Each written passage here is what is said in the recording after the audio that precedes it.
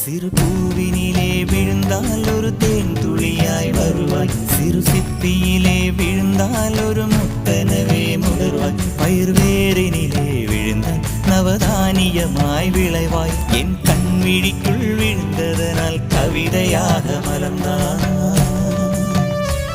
அந்த இயற்கை என்னை படைத்த ஒரு பெரிய ஷவர் இது, அட இந்த வயது கழிந்த பிறகெங்கு நனைவது, இவள் கண்ணி என்பது இந்த மழை கண்டறிந்து சொல்லியது. சக்கரவாகமோ மழையை அருந்துமா, நான் சக்கரவாக பறவையா